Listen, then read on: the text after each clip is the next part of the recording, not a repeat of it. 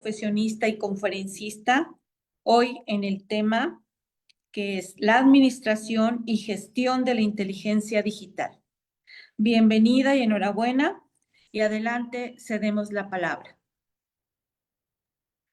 Bueno, antes que nada, muchas gracias por la invitación. Para mí es un placer, sobre todo, inaugurar esta serie de conferencias de nuestros colegios hermanos, donde en conjunto, pues, formamos esta gran familia y hacemos comunidad en pro de los administradores, de la administración, y para poder tocar temas nodales para nuestra profesión y donde nosotros tenemos una gran incidencia, tanto para las generaciones que vienen como las que ya están ahí para su actualización.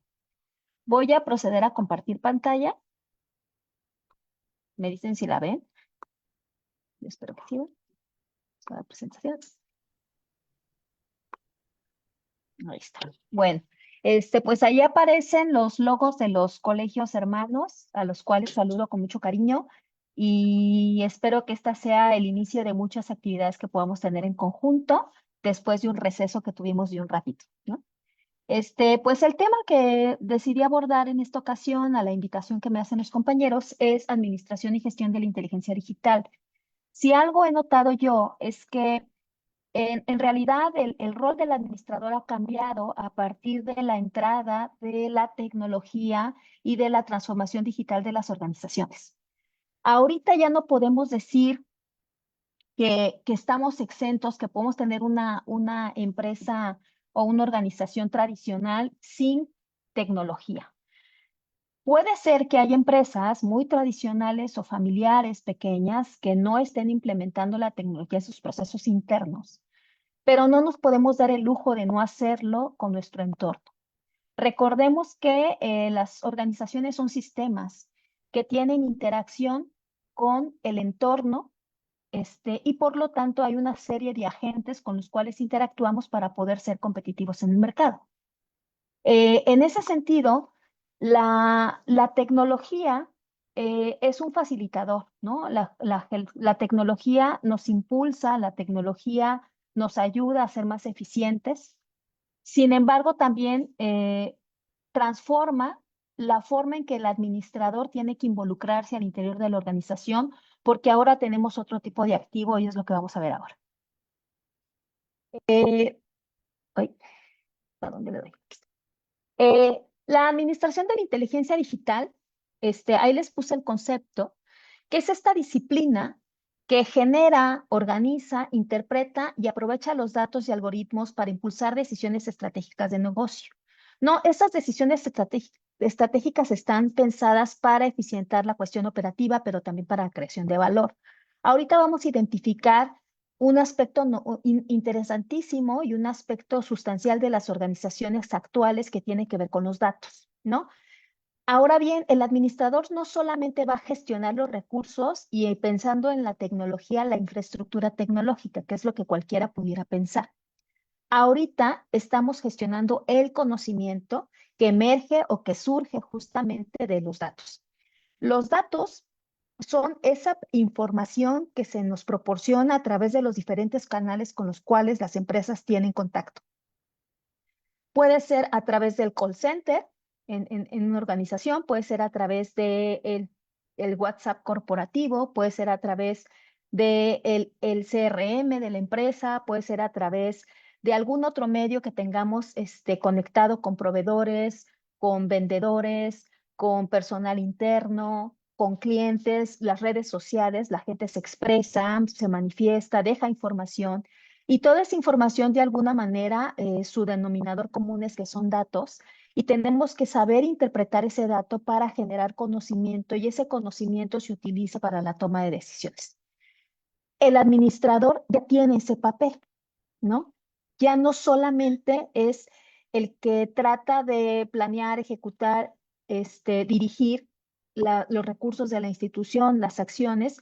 Si ya hay un valor, antes el valor de las organizaciones, pues no lo veíamos tan intangible como puede ser un dato, ¿no? El valor de las organizaciones decían, pues a lo mejor tu reputación de marca, ¿no? Que fue de los últimos que tuvimos. Antes de eso, pues era pues el producto, ¿no? O sea, el físico. pero actualmente tenemos estos intangibles y que están moviéndose en una sinergia muy activa. Entonces vamos a ver cómo se mueve eso. El valor del dato radica precisamente en que nos puede dar muchísima información para que la alta dirección pueda tomar decisiones. El dato alimenta la acción y la acción retroalimenta el dato. Entonces, digamos que es un círculo virtuoso.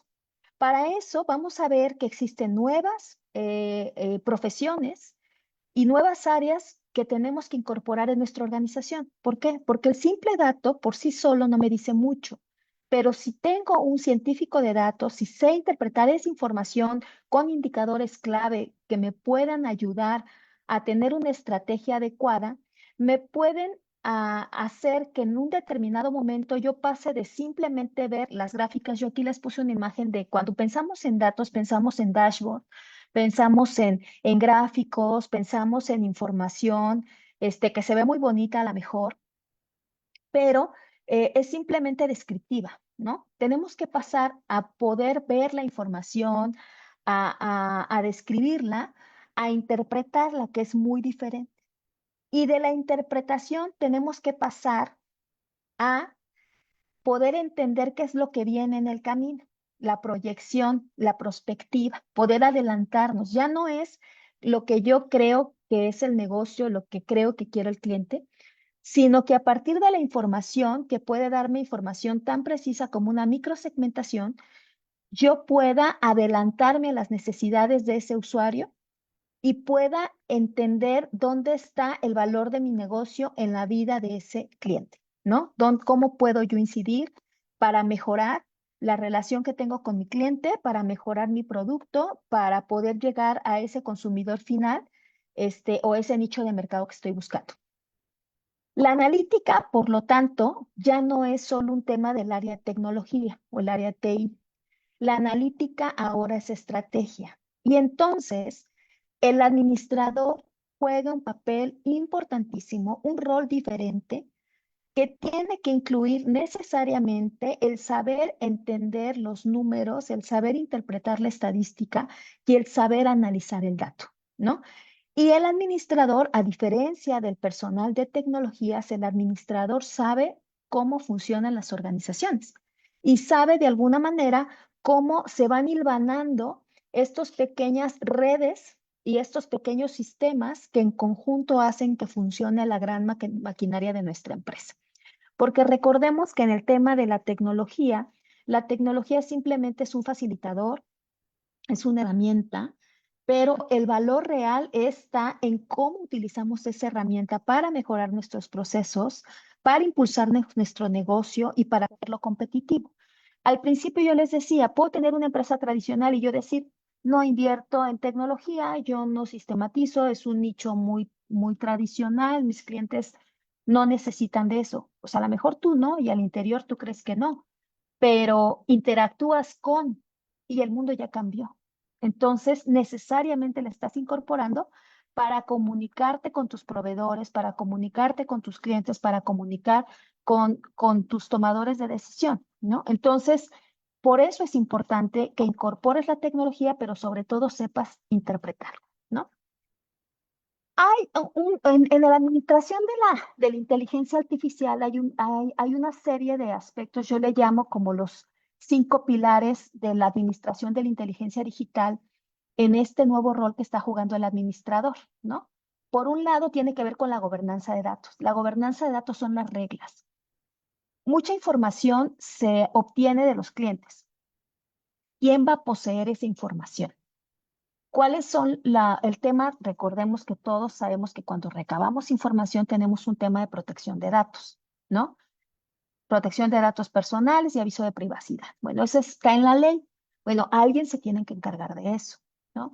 La gobernanza nos habla de tanto, por un lado, la seguridad del dato, la protección de esa información, porque es información sensible en muchos de los casos, es información personal de nuestros clientes, de nuestros propios trabajadores o colaboradores, incluso de los accionistas, y a eso se le llama gobernanza de datos. Y el administrador debe de saber que debe tener todo un esquema de seguridad, de protección, de calidad y de garantizar que el dato se use de manera adecuada, con ética y dentro de la normatividad de la empresa. A eso se refiere la gobernanza de datos.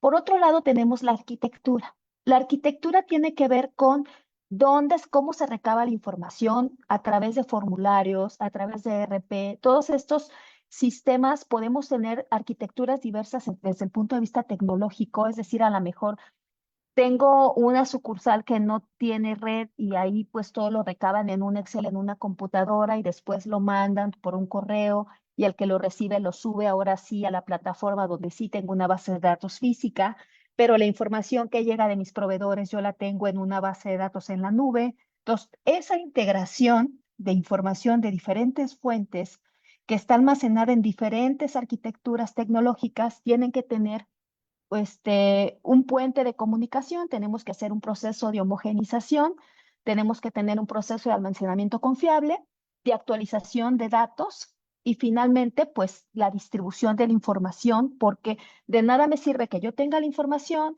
que la homologue, que la cure, ¿no? Que esté estandarizada, si no voy a hacer nada con ella, o si los tomadores de decisión no van a tener acceso a ella. Entonces, la arquitectura por eso es muy importante.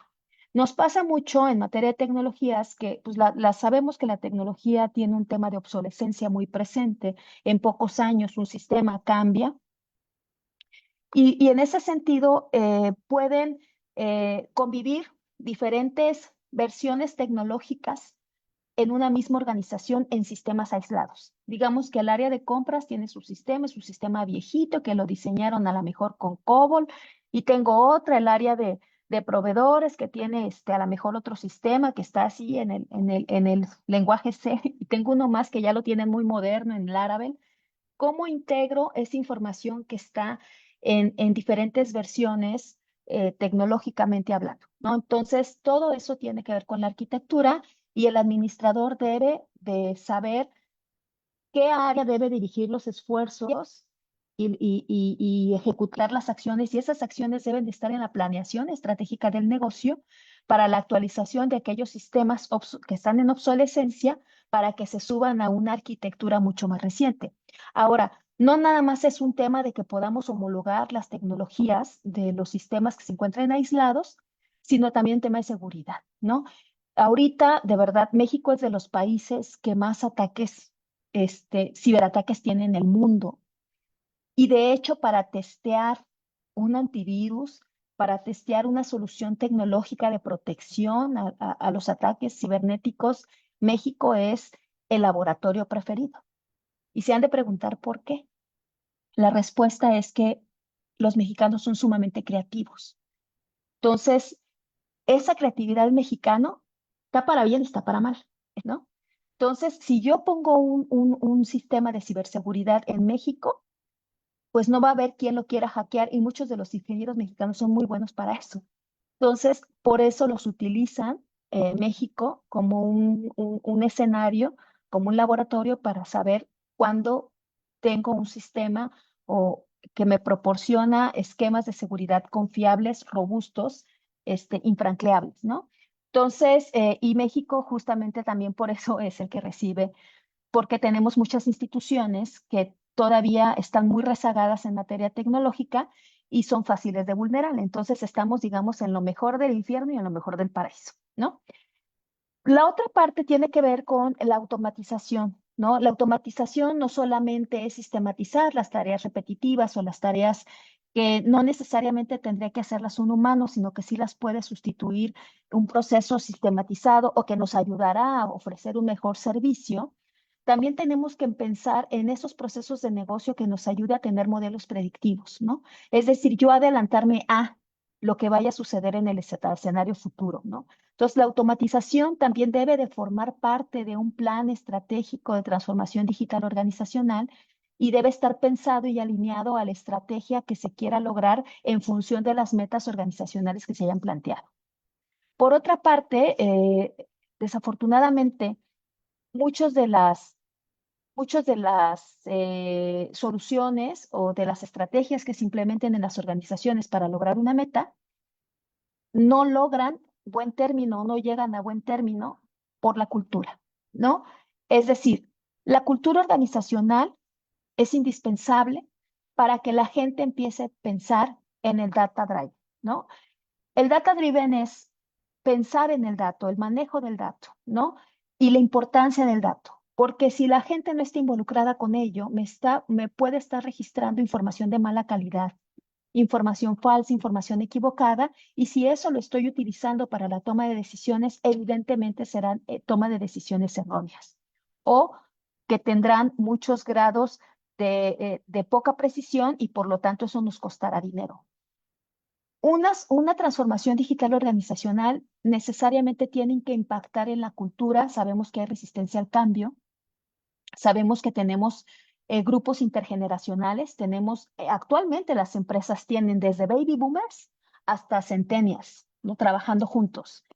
Obviamente, en la generación Z, los millennials, los centennials van a alinearse al tema tecnológico y le harán de mil amores, pero al baby boomer le va a costar trabajo, ¿no? Y si hablamos de empresas gubernamentales, eh, pues obviamente los grupos de poder, como pueden ser los sindicatos, también nos pueden jugar en contra, ¿no? Digo, aquí lo hemos visto en Michoacán, que se inició un proceso de transformación digital y donde la Secretaría de Finanzas implementó el pago digital, pago electrónico en todas sus operaciones, servicios públicos, digamos, y el sindicato es el que se está oponiendo a que de alguna manera existen los pagos electrónicos, ¿no? Entonces, son grupos de poder que están de alguna manera resistiéndose al cambio en el proceso de digitalización y eso lo vamos a encontrar en todas las organizaciones, por eso la cultura es tan importante. Yo siempre les pongo el ejemplo, de nada sirve que tengas una autopista de primer mundo con un auto de carreras si el conductor no sabe manejar, ¿no? Entonces, sí, la cultura organizacional que tiene que ver con las competencias digitales de la gente y que empiecen a pensar en el valor del dato. Y ahí me voy al último aspecto, ¿no? Que no por ser el último sea menos importante y ni siquiera van en ese orden, ¿no? El valor del dato, ¿no? ¿Qué es lo que realmente me va a dar valor y que me dé el retorno de inversión y que se traduzca en beneficios tangibles con resultados financieros medibles, ¿no? Todo esto que les estamos platicando, al final de cuentas, me tiene que dar una cuestión de utilidad, ¿no? Utilidad a mediano, corto o largo plazo, pero la tiene que haber. Entonces, estos son, digamos, como los 5 pilares más importantes de la administración de la inteligencia digital. Y más adelante vamos a analizar algunos modelos, ¿no? Por un lado, este cambio de paradigma del rol del administrador, pensando en que ya hay un recurso y un valor mucho más grande que es el dato, por encima a la mejor de la infraestructura, por encima que del servicio, por encima a la mejor de un producto tangible estrella que tengamos. Tenemos el dato que es un intangible, pero que actualmente puede generar mucho valor en las organizaciones. Y si ustedes piensan en las empresas que están en el top 10 de las empresas más valiosas del mundo, se van a dar cuenta que las primeras 5 son empresas tecnológicas y todas ellas tienen en común que su gran negocio o su oferta de valor está en la información, ¿no? Entonces, por eso mismo hay que cuidar la información de nuestra empresa y hay que saber utilizarla a favor. Pasamos entonces en este cambio paradigmático de la intuición, de la corazonada, que se da mucho en las empresas familiares, en las empresas tradicionales, ¿no? A una evidencia basada en la información, basada en datos tangibles, basado en conocimiento y basado en cultura organizacional. Por lo tanto, el éxito y la capacidad de la organización depende actualmente de esos pilares, que es la gobernanza de datos. No se puede dar esta transformación digital ni este error del administrador y de la gestión de la inteligencia digital sin un liderazgo. Eso es bien importante. Puede ser un liderazgo situacional cuando hablamos del grupo de trabajo intergeneracional, pero sí debe ser un liderazgo, inteligencia y suficientemente flexible como que se adapte a los cambios tecnológicos que se están dando y que son sumamente dinámicos, ¿no? Este, eh, Thomas Davenport tiene estos como 3 aspectos importantes, aportaciones importantes cuando se habla del pensamiento analítico en la mezcla de la ciencia de datos, la administración y la transformación digital de las organizaciones. Él hace esas 3 aportaciones en el 2007 empieza a hablar de la importancia de la analítica estratégica del negocio, ¿no? ¿Cómo se puede superar la intuición a través de la medición sistémica de la información con la que posee la empresa? En el 2010 ya habla de la analítica aplicada al trabajo a través del modelo Delta, que es el que vamos a ver a continuación. Y por último, en el 2018, ya muy reciente, el papel que juega la inteligencia artificial, ¿no? Como amplificador del talento humano, no sustitución del talento humano. Ojo, la inteligencia artificial se basa en un en un conjunto de conocimientos, ¿no? En una base de conocimiento. La IA se modela, ¿no? Y la podemos modelar con sesgos o sin sesgos, ¿no? La IA siempre va a tener un sesgo definitivamente, pero podemos hacer que ese sesgo se disminuya. Y tenemos que pensar inteligentemente como organización el uso de la inteligencia artificial eh, ordenado, ético y alineado a la estrategia del negocio. Es decir, debe haber una adopción pragmática enfocada al retorno de la inversión y que conlleve el cambio cultural. La IA puede ser una gran ayuda, ¿no? Siempre y cuando se utilice con responsabilidad. Y no tenemos por qué tenerle miedo, porque desafortunadamente o afortunadamente la IA va a estar involucrada en todos nuestros aspectos de la vida. Ya no nos vamos a poder deshacer de ella. Y en el 2018 ya se estaba previendo esta situación, ¿no? Ya lo veíamos venir. Entonces ya no se trata de uso o no uso a la IA, ¿no? Ya ese no es el dilema. El dilema es cómo la utilizo y cómo la aprovecho a favor de mi negocio. El modelo Delta del que hablaba tiene que ver con estos 5 aspectos, ¿no? El modelo Delta es un modelo que se utiliza para potenciar las capacidades organizacionales con el apalancamiento tecnológico, para que la empresa pueda transitar, digamos que es una hoja de ruta, para que la organización pueda transitar estos procesos tecnológicos con éxito y pueda adaptar todo su ADN, ¿no? Empresarial con miras a tener un negocio redituable y sobre todo sostenible. Por un lado, los datos que tienen que ver con la gobernanza, que deben ser accesibles para toda la organización, porque pasa mucho. Por ejemplo, yo les decía, tenemos islas de información en las organizaciones. Compras tiene unos datos, ventas tiene otro, la alta dirección tiene otro. La gobernanza es que afluya la información, que se conecten, pero de nada me sirve tener la información si no la estamos comunicando, si no la están usando los que la deben utilizar. Para eso existen una serie de roles de acceso a la información y se le dan credenciales a tal o cual persona, ¿no? Entonces, en ese sentido, esto se tiene que alinear perfectamente a la estrategia, el dato y la gobernanza. Por otro lado, la empresa, que tiene que ver con es la misión, la visión de la organización y cómo vamos a incorporar ese dato, ese valor tecnológico para impulsar la estrategia y las acciones tangibles que nos van a llevar al resultado. El liderazgo tiene que ser sí o sí una pieza clave para que puedan darse los procesos de transformación organizacional. Muchas de las cosas no suceden porque no hay un liderazgo que guíe a los colaboradores y que guíe los esfuerzos de todas las áreas hacia un lugar.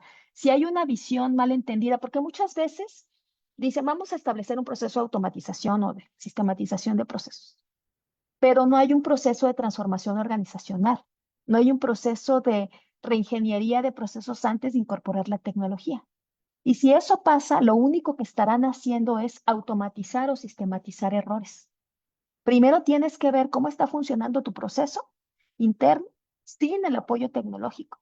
Corregir los errores, dejarlo lo más limpio posible, lo más eficiente posible, con ayuda de tus colaboradores y tus directivos, y ahora sí transitar con el apoyo del área de TI en una solución tecnológica que optimice y potencialice eso.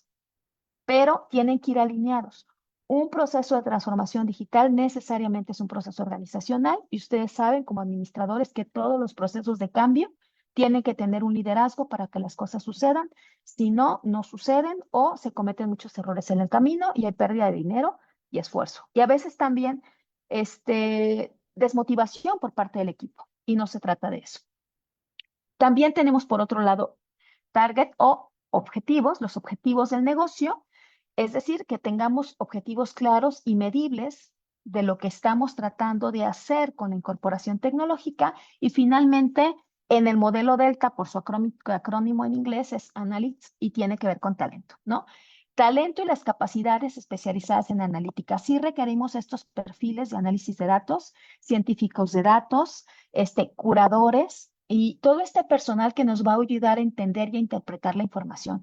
También hay visualizadores, especialistas en visualización de datos que utilizan Tableau, que utilizan Power BI, que nos ayudan a hacer estos tableros o estos visualizadores responsivos, modelados a las necesidades del usuario final, que puede ser un tomador de decisión o pueden ser los compañeros de un departamento en específico que requieren tener los indicadores claves de su área de negocio para poder identificar si están yendo por buen camino o hay algunas desviaciones que habrá de corregirse en esta etapa del monitoreo que tenemos en el proceso administrativo, ¿no? Aquí hay algo que quise incorporar, porque les decía en la parte de atrás, cuando hablamos del talento, estamos hablando de capacidades especializadas en analítica. Y aquí entra el valor estratégico de la ciencia de datos, ¿no? Ya actualmente hay licenciaturas en ciencia de datos, pero a final de cuentas, esos especialistas en ciencia de datos son los que van a ayudar al administrador y al tomador de decisión a interpretar esa información especializada, ¿no? A interpretar esa información y que el tomador de decisión y que el directivo pueda tomar las mejores decisiones a partir de las estrategias diseñadas. Incluso pueda también hacer algunos ajustes a partir del escenario que me está mostrando presente y futuro, a partir de los datos que yo estoy recabando de las diferentes fuentes. El valor estratégico de la ciencia de datos es justamente que me permite anticipar el comportamiento del consumidor, el comportamiento del cliente, para identificar sus necesidades, sus oportunidades de compra, sus necesidades futuras, digamos. También me puede ayudar a detectar problemas de manera temprana, ¿no? Problemas que pueden ser de diferente índole. Y además me puede dar algo que nosotros en mercadotecnia llamamos microsegmentación y que se traduce en una mejor experiencia del cliente y por lo tanto una mayor lealtad hacia la marca o hacia la empresa. Esa personalización está dada a partir de los gustos, estilo de vida, preferencias, frecuencia de compra y de un consumidor determinado, ¿no? Que lo conocemos perfectamente bien a partir de toda la información que nos proporciona por los diferentes canales de interacción o puntos de contacto que también se llaman de los clientes o de los consumidores con nosotros. Por lo tanto, hay que preguntarnos qué nos dicen los datos y en función de eso actuar, ¿no? En función de eso, las líneas de acción específicas que nos van a llevar a anticiparnos a los escenarios futuros. Y también es bien importante porque no sé si recuerden que antes hablábamos en la moda, ¿no? Hablábamos de las 4 temporadas, ¿no? Otoño, invierno, verano, primavera, ¿no? Actualmente ya hay intermodas, es decir, va terminando el otoño y ya está el preinvierno, que no le llaman así, tiene otro nombre, o media temporada, ¿no? Le llaman. Es decir, nosotros tenemos usuarios que están acostumbrados a la inmediatez y estamos teniendo tendencias en el uso y consumo de ciertos artículos que están como muy acortadas en su temporalidad, ¿no? Hay tendencias efímeras, como los labubus, si les tocó verlos, y hay tendencias un poquito más de largo plazo que van y vienen a lo largo del tiempo, como puede ser el animal print. Entonces, por ejemplo, ahorita se puso de moda el fitness, hay una tendencia importantísima el tema de fitness, y ya no solo es el fitness, sino ya es todo el estilo de vida saludable y ya está, ya no, ya antes, no sé si recuerdan ustedes cuando iban a la universidad al gimnasio, pues íbamos pues con la peor ropa que encontrábamos, o sea, yo agarraba la playera del PAN que me regalaron en el meeting, ¿no? O la del carnicero, y con eso ibas a hacer gimnasio, ¿no? Ahora hay outfit para ir al gimnasio, hay estilos, y eso tiene que ver con las tendencias de consumo que son mucho más estéticas, ¿no? Porque el mundo cambió hacia el valor de la imagen, que ya ese es otro tema, pero esto lo sabemos gracias a la información. ¿Y cómo están siendo receptivos los consumidores para entender finalmente cómo se está moviendo, ¿no? La tendencia al interior? ¿Ellos qué consumen? Consumen TikToks, entonces dices, bueno, si tú eres un centennial, pues seguramente TikTok será tu mejor herramienta de ventas. Los lives de Facebook son la mejor herramienta para gente de 35 en adelante hasta los 50 años. Pero si estás buscando a los millennials, quizás en Instagram sea tu mejor opción.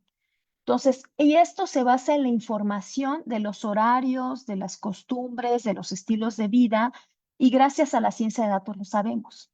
De ahí la importancia de poder tener un científico de datos dentro de la organización y que apoye a las decisiones estratégicas del negocio. Para un impacto real, ¿qué necesitamos? ¿No? Aquí en la parte de abajo yo le subrayaba, el valor no recibe en los modelos matemáticos, ¿no? Porque los números son números, les digo yo que estoy en el área de estadística, todo el tiempo estamos analizando números, pero los números por sí solos no me dicen nada. O sea, yo simplemente puedo decir que la semana pasada tuvimos más fraudes que esta semana, ¿no? ¿Y eso qué? Comparativamente contra el año pasado, sí hubo un decremento del 15% en los fraudes. Ajá, y luego, o sea, ¿qué hago con eso? ¿No? Entonces, por eso, por un lado, ¿eso cómo se interpreta? Esa interpretación, fíjense que pasa algo muy curioso aquí en la ciudad. En los meses de diciembre se incrementa el robo de vehículos. Y yo siempre les digo en broma que, que pasa mucho porque vienen de visita personas de otros estados, principalmente del Estado de México, y ellos se vienen en autobús y se regresan en coche, ¿no? Entonces, el incremento al robo de vehículos está directamente relacionado con eso. Y eso lo vimos justamente por una interpretación no solo del dato, sino del contexto en el que se da, sobre todo si estamos hablando de un problema social, en el caso de las organizaciones públicas. Pero en el caso de las organizaciones privadas, ese problema social es gustos y preferencias y comportamiento de compra del consumidor, ¿no? Interacción o share market respecto de nuestra competencia. Si nosotros ya tenemos un competidor que me está comiendo el mandado porque tiene una innovación que yo no vi venir, entonces, ¿qué voy a hacer para reaccionar ante eso? ¿Tengo la capacidad de reacción porque mi capacidad, mi infraestructura está dada para poder darle pelea? ¿O de plano tengo que pensar en una estrategia diferente y a lo mejor enfocarme en un nicho? Cuando nosotros hacemos análisis de negocio ahí en el colegio, generalmente yo siempre hago una pregunta. ¿Para qué quieres crecer? Porque lo primero que te dicen es que yo quiero crecer. ¿Para qué quieres crecer? Una, ¿tienes la capacidad de crecer? ¿Sí o no? Ok, creces. ¿Tienes la capacidad de operar ese crecimiento? ¿Y ese crecimiento te va a dar mayor utilidad o solo te va a dar más problemas? Entonces, a veces la gente o el empresario dice, quiero crecer porque dicen que mientras más presencia tengas, pues más éxito tienes. Y no, hay empresas muy exitosas que están en una zona muy localizada y son, digamos, el líder de ese negocio y se han perfeccionado tanto que han logrado ser el líder del negocio. Entonces, eh, no tendrías por qué crecer nada más porque sí. Pero eso, ¿cómo lo sé? Pues a través de la interpretación de la información, tanto la información interna como la información externa y obviamente pensado a futuro hacia dónde va la tendencia y si mi negocio se está subiendo a la tendencia o de plano va a quedar hecho a un lado, que es un poquito lo que pasó con la renta de películas, ¿no? Es decir, si ahí el futuro me decía que ya el consumo iba a ser a través de streaming, pues yo me doy cuenta que a lo mejor tengo que migrar mi negocio para otro lado o subirme a ese barco porque mi negocio va a perder. Eso es lo que tenemos que ver con la perspectiva, con los análisis de futuro que nos dan los datos. Otra es que esos hallazgos que encontremos a partir de este análisis puedan traducirse en acciones de negocio concretas. Y no solo eso, que puedan medirse, porque si no se miden, difícilmente podré corregir o difícilmente sabré si voy avanzando. Y por lo tanto, una vez que se traduzcan en acciones tangibles, tengo que poder medir ese impacto y que se vea en el retorno de la inversión, porque a final de cuentas somos un negocio, ¿no? No olvidemos que somos un negocio. Aquí les puse algunas aplicaciones prácticas que se pueden dar por sector. Evidentemente les puse el caso de la Fiscalía, que lo que hemos hecho nosotros, que es la unificación de las bases de datos institucionales, la priorización de carpetas de investigación para tratar de hacer análisis predictivos que me puedan ayudar a entender el fenómeno criminal y poder dar más elementos para que los agentes del Ministerio Público a la hora de hacer la investigación penal puedan resolver los casos y con eso demos un mejor servicio a la ciudadanía y por lo menos la víctima tenga una reparación del daño y que podemos tener una efectividad procesal medible, es decir, todos los indicadores clave del proceso penal que puedan ser medibles para saber si nos estamos desviando, nos estamos acercando o estamos disminuyendo el índice de impunidad, ¿no? Que las carpetas no se resuelvan o que los casos se queden ahí pendientes. En el caso de una empresa de servicio, ¿qué puede pasar? Pues historias clínicas inoperables. Yo les comentaba del caso del IMSS, que ganó un premio nacional la semana pasada, y ellos están trabajando en una aplicación donde el usuario, en este caso el derechohabiente, pueda tener acceso a su expediente clínico y a través de esa aplicación con inteligencia artificial le pueda dar como información de sus análisis o de interpretación de los análisis. A veces nos tenemos los análisis y no tenemos tiempo de ir a sacar la cita otra vez y estamos bien acongojados porque vemos números raros ahí, no le entendemos y a veces le pedimos hasta el de la farmacia que nos interprete, pues también la inteligencia artificial lo va a poder hacer. Recomendación de protocolos, optimización de recursos, ¿no? Sobre todo ahorita que se está hablando mucho del tema de las farmacias, ¿no? De verdad, el tema de las farmacias es un tema complejo. El manejo no sé si se llama almacén, pero del inventario de los productos farmacéuticos es complejo porque es fluctuante en función de los padecimientos más comunes, ¿no? Pues quiero pensar que donde tienen mayor rotación de medicamentos es en aquellas enfermedades más comunes en México, que son las enfermedades metabólicas, como la diabetes, ¿no? Pero en otras enfermedades más raras, pues ahí cómo, ¿no? Entonces es complejo el sistema de inventarios y ya están planteándose cómo la inteligencia artificial les puede ayudar. En las tiendas de consumo, las tiendas de autoservicio, pues tener un catálogo maestro unificado, predicción de la demanda, sobre todo en temas de temporalidades. Yo recuerdo que una vez trabajé con una barrotera y ellos decían, no, es que el año pasado nosotros pedimos un camión completito de productos navideños, ¿no? Y vendían canastitas con productos para Navidad para regalar, ¿no? Y decían, y este año vamos a pedir otro y voy a poner más vendedores para vender ese otro. Yo decía, es que tú estás pensando en colocar un producto que no sabes si se necesita o si vas a tener la demanda y debería ser al revés. Deberías estar respondiendo a la demanda que estás proyectando tener en el futuro o en ese año a partir de la información que te da el propio mercado. Es justamente eso. Pasamos de la intuición y de la experiencia, porque hay gente que dice, pero yo siempre lo he hecho así. Pues sí, porque eres muy buen vendedor, pero a lo mejor estás invirtiendo demasiados recursos para poder colocar ese producto con un alto riesgo cuando pudieras utilizar los mismos recursos que ya tienes y correr menos riesgos porque tienes la certeza de que lo vas a vender, ¿no? Entonces es en pensar un poquito hacia allá.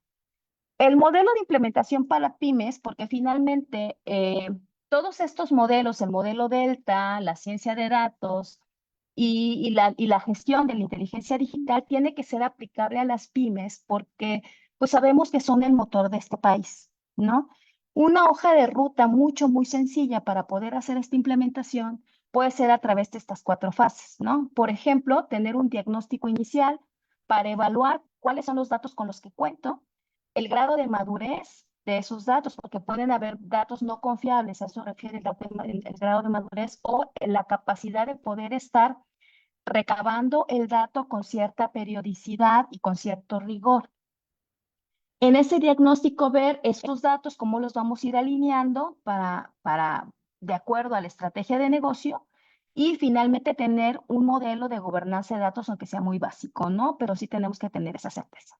Hacer una fase piloto, ¿no? De bajo riesgo, con herramientas accesibles. Yo siempre les he dicho, cuando se piensa en la transformación digital, cuando se piensa en la sistematización, siempre se piensa que es muy caro, realmente no lo es. Si tú tienes muchos Exceles y de plano no tienes un sistema y tienes Exceles, con esos Exceles puedes hacer visualizadores. Puedes armar un tablero de Power BI y el Power BI te cuesta la licencia 1,700 pesos al año, 200 pesos al mes. Y los Exceles no te cuestan nada porque ya los tienes ahí. Y si ya le estás pagando a alguien para que trabaje esa información, pues a ese mismo alguien le seguirás pagando porque organice esos datos o porque esa persona, si tú compras una licencia de Power BI, Microsoft tiene cursos gratuitos de Power BI y puedes capacitar a tu personal para que te haga estos tableros de control y díganme cuánto dinero es ahí, pues es muy poco. Entonces, realmente, si incorporar herramientas es de bajo costo, no tiene por qué ser muy caro, y más si eres un negocio que apenas va empezando en el proceso de transformación digital. Otra cosa que hay que pensar es el escalamiento, es decir, inicio un proceso y hay que pensar hacia dónde va a crecer y cómo lo puedo hacer escalable y cómo lo puedo integrar con otras tecnologías de bajo costo. Entonces, esa integración estratégica no necesariamente tiene que ser igual costosa, pero sí tiene que estar pensada en el mediano plazo para que el escalamiento pueda darse. Y finalmente, la sostenibilidad. Digo, nada de esto serviría si yo no tengo un retorno de inversión, si no puedo medirlo, si de alguna manera no tengo una vigilancia sobre esos procesos que se están implementando para poder adaptarme a los escenarios futuros. Y ya por último, pues les pongo aquí cuáles podrían ser los factores de éxito, porque creo que ya nos está comiendo el tiempo. El apoyo directivo de la cabeza tiene que salir esa directriz y ese convencimiento de implementar una gestión, pensar en el dato. Yo les decía, la cultura del data driver es justamente eso, el valor visible temprano, es decir, los casos de uso que puedan generar impulso y puedan justificar de alguna manera la innovación. Siempre vamos a tener un área que sea más susceptible a poder empezar el proceso y que sea más tangible los beneficios de hacerlo. Y cuando eso sea tangible y pueda verse fácilmente el retorno, es más fácil con esa sinergia impulsar a las demás áreas de la organización a que se suban a ese barco. Y también sumar a aquellos que están resilientes a poder incorporar ese cambio en la corporación y de alguna manera frenar lo que es la resistencia al cambio. Evidentemente el tema de la calidad del dato, este proceso de curaduría y homogenización y estandarización de datos, el cambio cultural que tiene que darse necesariamente con esas habilidades digitales y el entendimiento de la importancia de la información, considerar las normativas locales en el contexto local y, por supuesto, la parte que ya todos sabemos, que es la medición continua para poder ver lo que nos funciona, lo que no nos funciona y ir corrigiendo en el cambio. Y ya con esto, pues yo concluyo, no sin antes dejar esta pequeña conclusión. Ser competitivo no solo es tener información, hay que saber administrarla inteligentemente. Actualmente tenemos empresas inteligentes porque utilizamos la información para generar conocimiento y las organizaciones serán exitosas aquellas que logren unir ciencia de datos, el tema de la gestión, la administración y la cultura, y con lo cual van a obtener decisiones más ágiles y precisas en un mundo tan dinámico como el que tenemos ahora, donde el gusto y la preferencia del consumidor es muy cambiante, clientes mucho más satisfechos y, por supuesto, una ventaja competitiva sostenible en el tiempo, ¿no? Que es lo que la mayor parte de las empresas están buscando. Y pues ahí dejo los datos, tanto del Facebook de Conlami, para cualquier duda, comentario al respecto, o bien la página oficial del Colegio Nacional de Licenciados en Administración de Michoacán. Y bueno, dejo los micrófonos abiertos por si alguien tiene alguna pregunta. Muchísimas gracias, maestra Nicte. Vamos a abrir el espacio de preguntas y respuestas. Por favor, si alguien tiene alguna pregunta para la maestra, puede colocarlo o bien levantar la mano los que están en Zoom para poder expresarla. Y para los que nos acompañan vía Facebook Live en la página del CONLAS San Luis Potosí, también pueden colocar su pregunta. Si alguien tiene una pregunta para la maestra, por favor, coméntenos. Bueno, mientras iniciamos, yo sí tengo una pregunta. Aprovecho. Adelante. Sí. Me llama mucho la atención la parte de la estadística, la parte de la ciencia de datos, sobre todo pues para quienes iniciamos algún negocio o emprendimos en algún momento. No sé si en esta experiencia que hayas tenido, me agradaría que nos compartieras si has tenido alguna vez alguna situación con productos o servicios innovadores que posiblemente no tengas datos y o sean muy difícil conseguirlos ya en la aplicación, sobre todo los nuevos, ¿no? No sé, algo que yo quiero crear y que no existe, algo que yo pienso que va a resolver una necesidad y esa es mi innovación y eso es lo que yo quiero emprender, pero ¿cómo obtengo esos datos? ¿Cómo realmente sé si va a ser un negocio exitoso? ¿Alguna vez has tenido alguna experiencia sobre algo parecido? Fíjate que sí, no sé, tengo dos. Ay, no, perdón, ya tiré el agua. Tengo dos. Una fue hace muchos años, cuando todavía no existía ni siquiera el término de ciencia de datos, ya muy atrás, que era una persona que estaba tratando de incorporar hidroponía. Ahorita ya escuchamos hidroponía y pues, es un tema común, pero en ese entonces, te estoy hablando hace 15 años, la hidroponía no existía, ¿no? Ni siquiera el término. Lo tomaban a los que estaban hablando de este tema como locos, ¿no? Pero lo que siempre ha existido son los estudios de futuro, ¿no? Los estudios de futuro, ¿y quiénes llevan los estudios de futuro? Los sociólogos, los antropólogos y los etnógrafos, y a veces los economistas. Entonces, yo siempre he creído que en la medida en que el mundo se vuelve más complejo, podemos empezar a trabajar de manera interdisciplinar. Y ya hay estudios te estoy hablando de 1800, de antropólogos que hablaban de la antropología del consumo. Imagínate en esa época. Después, ya en el siglo XX, la antropología del consumo se transforma, ¿no? Y se empieza a pensar no solo en la antropología del consumo, sino en la etnografía del consumo. Y se empiezan a analizar en estos estudios de mercado los desechos de las familias para interpretar su estilo de vida. Entonces, yo recuerdo mucho un ejercicio de mercado en la cual le pedían a la persona que guardara las envolturas de todos los productos del hogar que utilizara y pasaban a la semana a recoger pues la basura, básicamente, y le daban regalos por la basura que recolectaba y gracias a esa basura interpretaban la información de cuántas veces compraba. Y, por ejemplo, y yo recuerdo que una de las conejillas de India era mi tía, por eso lo sé de primera mano. Mi tía que ahora ya tendrá, bueno, la voy a ventanear, va, tiene más de 60 años, pero en esa época pues estaba más joven. Y y una vez pues ella pues el jabón Roma, ¿no? Y los envoltarios y del jabón Ariel para lavar la ropa y así, y un día pues marca Patito, ¿no? Y así luego brincó y la llamaron al otro día y, oye, ¿por qué toda la semana me entregas de Roma y de Ariel y ahora me entregaste a marca Patito? ¿Por qué? ¿Qué pasó? Ah, es que fui, estaba en promoción y se me hizo barato y ya, ¿no? Y a la semana volvió a comprarla. ¿Y por qué la volviste a comprar? No, es que sí me gustó, la probé, o sea que y en ese sentido el análisis fue la, interpre- la promoción para atraer al cliente hacia mi producto porque bajé el precio y fue muy atractivo, funcionó. Y una vez que usan el producto, se dan cuenta que es muy bueno, tan bueno como el que les cuesta más, y entonces empiezan a consumirlo y se vuelven leales a mi marca, ¿no? Traducido. A lo que voy es que los estudios de mercado siempre han existido y los estudios de futuro también, solo que ahora se ha vuelto todavía más sofisticado.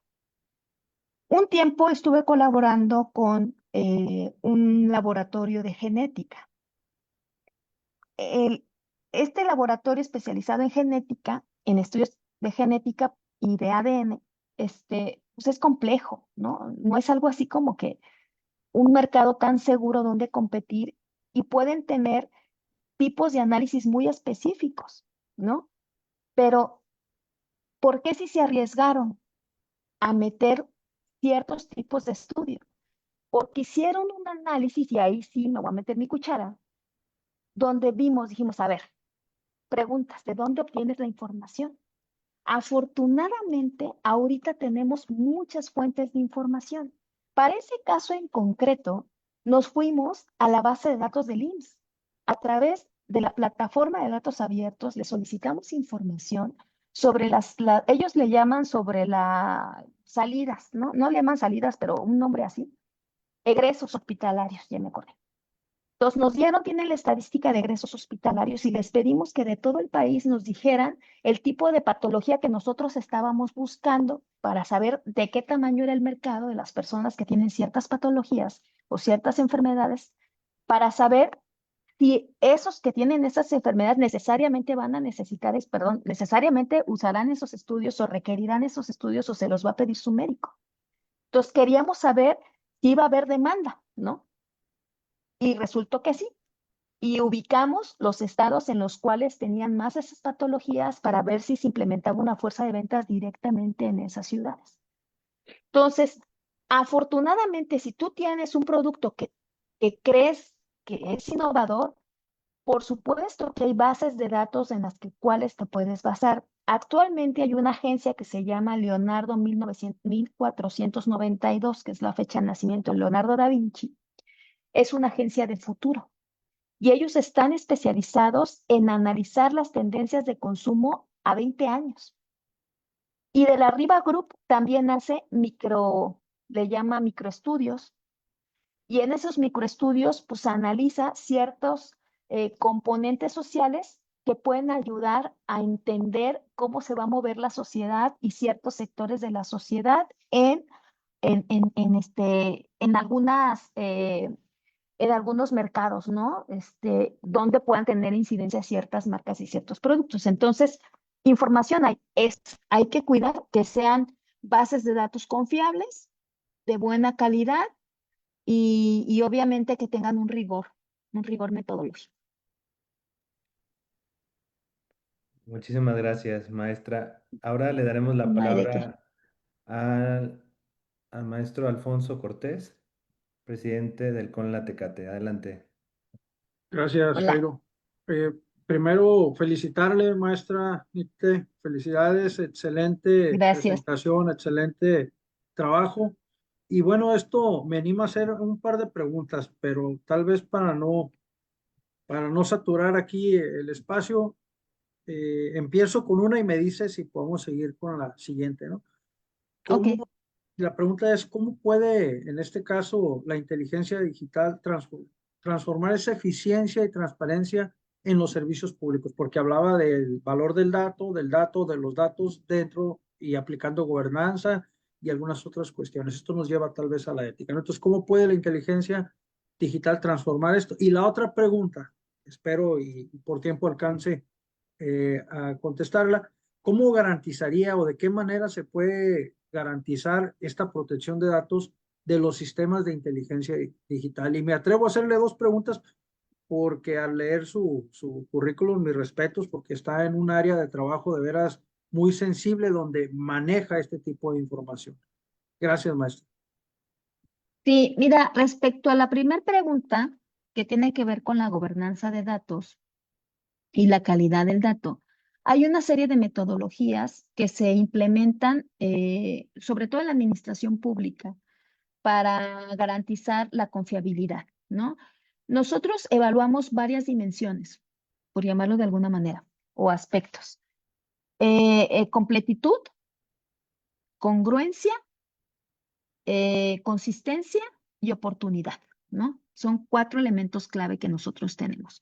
Completitud es que si yo tengo un sistema con 10 áreas donde tienes que registrar datos, pues estén las 10 registradas. Pensemos en una empresa X, ¿no? Pues el nombre del cliente, su edad, su sexo, su estado civil, su frecuencia de compra, el tipo de producto que compró, etcétera, ¿no? Entonces, todos esos registros deben estar completos. Ese es el número 1. Completitud, coherencia, que a la hora de que si yo digo que soy una empresa automotriz y este cliente me ha comprado consistentemente vehículos familiares y de repente resulta que me está comprando un vehículo utilitario, ahí ya me brinca, entonces se revisa, debe haber un proceso de validación, puede hacer un proceso de validación por sistema. Cuando se sale del patrón, hay un alertamiento y entonces hay una revisión de si no es un error o si efectivamente la persona pues puso un negocio y ahora quiere un vehículo utilitario, ¿no?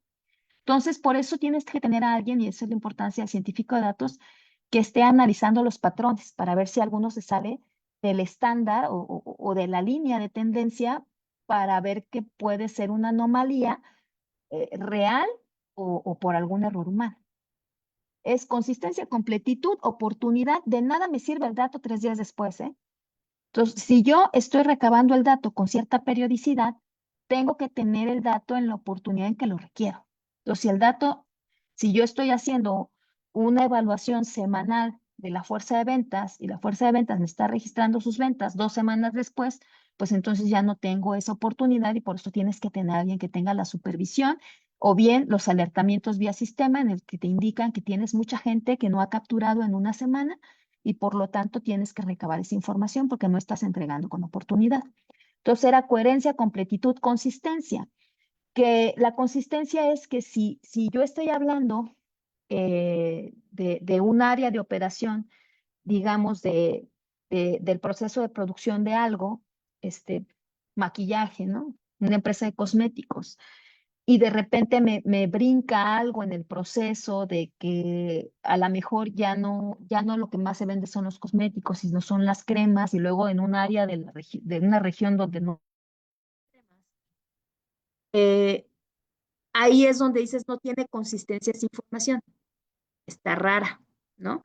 Entonces, siempre debe haber como datos, procesos de validación confiables.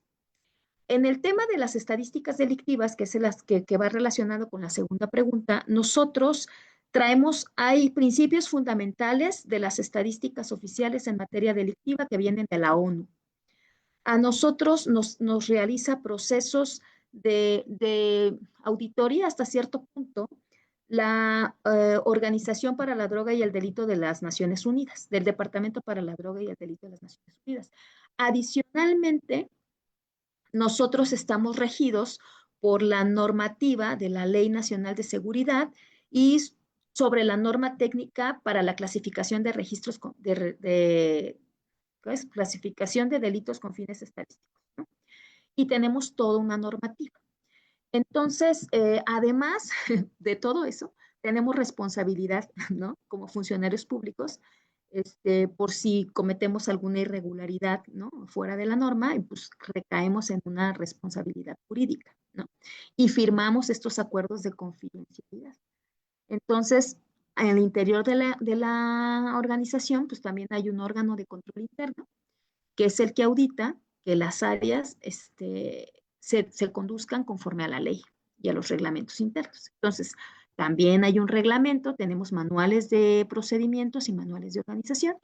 Entonces, pues todo eso hace un marco normativo que nos permite cumplir a cabalidad y proteger, por supuesto, la información de los ciudadanos de la cual nosotros tenemos en la base de datos, ¿no?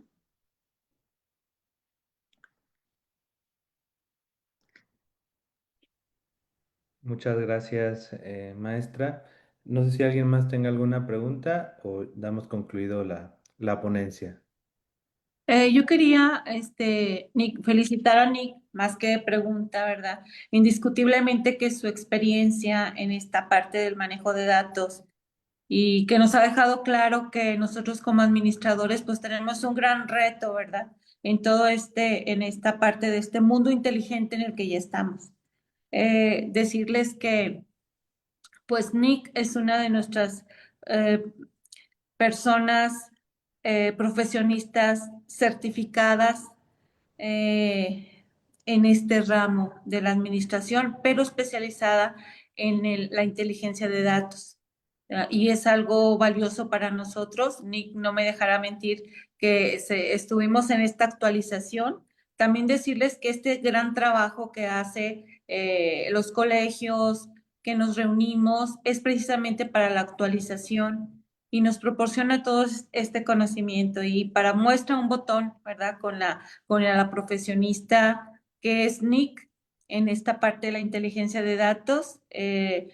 Como parte de la certificación profesional internacional de la Organización Latinoamericana, nosotros incluimos ahora esta área de la inteligencia de datos porque se nos ha hecho sumamente importante que un administrador sepa y se actualice en este tema.